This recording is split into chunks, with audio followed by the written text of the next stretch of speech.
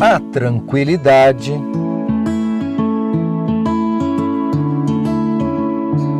o desafio,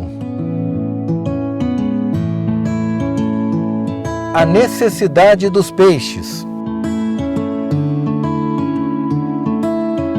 a necessidade dos humanos. Estou em Cachoeira de Emas, local que há 14 anos é o quintal de casa. Não por comodidade, mas sim por riqueza de detalhes técnicos, é que escolhi aqui para falar de um tema que encanta, mas ao mesmo tempo gera muitas dúvidas: Piracema. Talvez você já saiba que este processo começa com a migração dos cardumes rio acima e que neste caminho existem obstáculos naturais ou criados pelo homem. Afinal, como estes obstáculos interferem na reprodução dos peixes? Como os peixes se adaptam a eles? Como podemos ajudar a natureza? Será que dá para conciliar tudo isto com desenvolvimento? Fique ligado, que é sobre isto que vou falar neste episódio.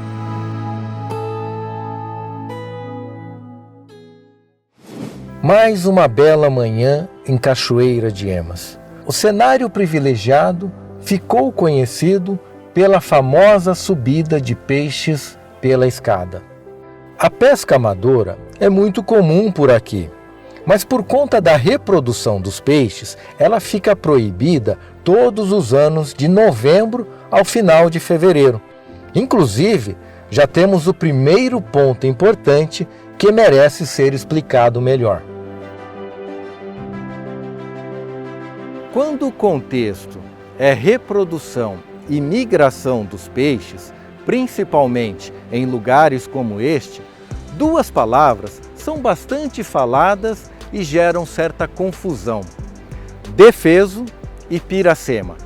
E que fique bem clara a diferença entre elas. Defeso é um período, piracema, um fenômeno. Defeso foi criado pelo homem, piracema pela natureza. O primeiro tem dia e hora certa para começar e terminar. O segundo não. E é sobre isto que eu quero explicar melhor. Mas agora eu continuo de dentro da água.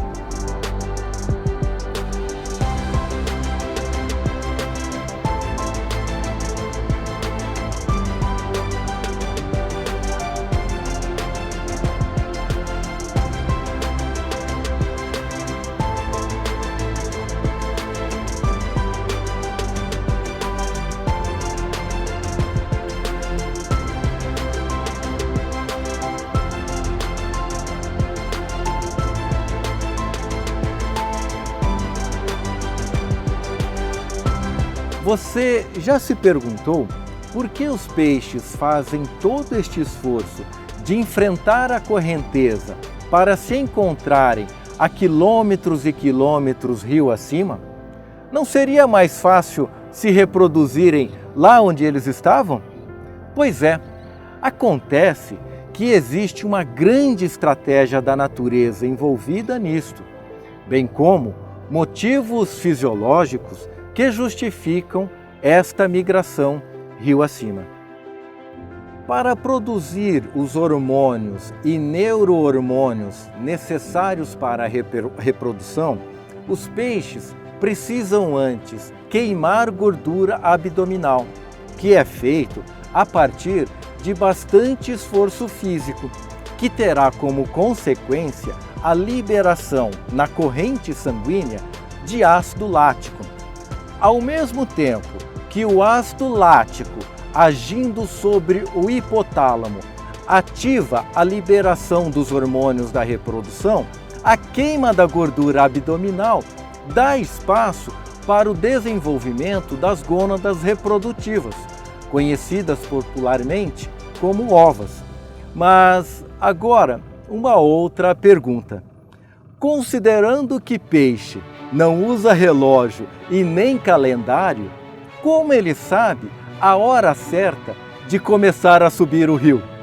É este o ponto que eu quero dar muita atenção.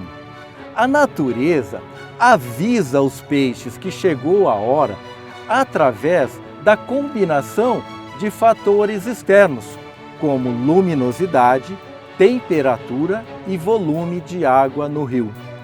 Ainda está confuso? Então vamos mergulhar melhor nessa história. O peixe está lá na parte baixa do rio, de boa, num lugar onde tudo o que ele quer é refúgio e alimento. É ali que ele passa todo o inverno. No caso aqui da região sudeste, especialmente a partir de setembro, eles começam a perceber algumas mudanças. O dia vai ficando mais longo, com mais tempo de sol, a água vai esquentando, e quando chega outubro, além dos dias ainda maiores e mais quentes, caem as primeiras chuvas da estação chuvosa. Era o estímulo que faltava. Só que nem todos os indivíduos da mesma espécie e nem todas as espécies fazem isto de uma vez só. Cada peixe e cada espécie vai no seu tempo, já que isto é uma estratégia da natureza, pois conforme cardumes da mesma espécie se reproduzem em diferentes momentos dentro da estação reprodutiva, aumenta-se as chances de perpetuar a espécie. Além dos fatores já falados, tem também a qualidade da água, ou seja, se o caminho estiver contaminado demais com esgoto ou produtos químicos, por exemplo, você já sabe o que acontece. Nem todo peixe precisa fazer a piracema para se reproduzir. Só os peixes chamados reofílicos. Algumas espécies, como curimbas, dourados, pacus e mandis, precisam nadar até 400 quilômetros para concluir o processo. Alguns nadam mais do que precisam, chegando a uma viagem de até 1000 quilômetros. E eles nem sabem para onde estão indo, só querem subir e subir. É como se a memória genética deles dissesse: quanto mais na parte alta do rio soltarem as ovas, mais chance as larvas terão de nascer e sobreviver. Mas delas eu falo daqui a pouco. Antes dessa fase, os peixes que estão subindo o rio ainda precisam vencer muitos desafios. Alguns obstáculos são naturais, como os desníveis que formam correntezas como essa. Outros são um pouco mais complicados, como a pesca predatória ou até um barramento como esse, construído há 100 anos para a geração de energia elétrica. Quando falamos que aqui é um berçário natural, às vezes parece que os peixes saem lá do Rio Grande e necessariamente precisam chegar até este ponto. Mas, na prática, não é bem assim. Alguns acabam se reproduzindo pelo meio do caminho e nem chegam até aqui. Outros, que ainda não estão maduros fisiologicamente, acabam acessando a parte de cima da barragem, através desta escada de peixe, que inclusive é elogiada por vários especialistas no assunto pela sua eficiência. Enquanto que outros, que já estão com as gônadas reprodutivas desenvolvidas, acabam ficando por aqui mesmo, esperando o melhor momento. E qual seria este melhor momento? Uma forte chuva. Peixes se reproduzem de forma isolada durante todos os dias do período da piracema. Mas os pulsos de reprodução em massa acontecem sempre após uma forte chuva, que no período chuvoso é relativamente comum. E no aguardo desta chuva, aqui acontece algo bem interessante. Por conta do forte desnível natural que esta região do rio tem, o fluxo de água é sempre forte. Então, aqui é como se os peixes estivessem fazendo esteira numa academia, queimando energia sem sair do lugar.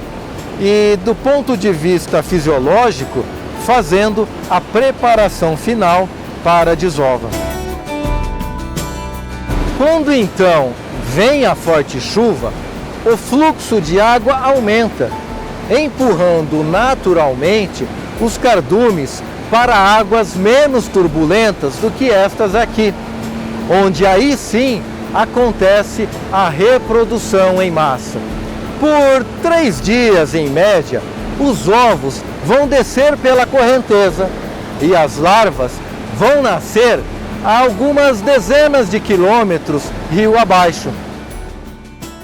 E por mais que os peixes tenham conseguido completar a missão de reproduzir, isso ainda não garante o nascimento e o desenvolvimento das larvas. Os ovos, levados pela correnteza, precisam encontrar margens preservadas, com remansos calmos, água de boa qualidade e, com sorte, as lagoas marginais. Estas sim que são os verdadeiros berçários, já que é neste ambiente que as larvas vão encontrar a proteção e o alimento que precisam para se desenvolverem e depois irem para o meio do rio, já como alevinos. Aí sim, com mais chances de sobreviverem.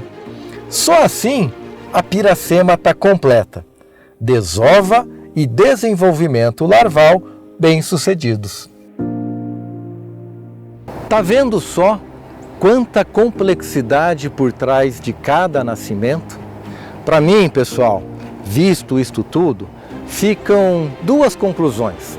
A primeira, e mais importante, é que devemos sim cuidar da natureza de modo a intervirmos o mínimo possível na reprodução dos peixes.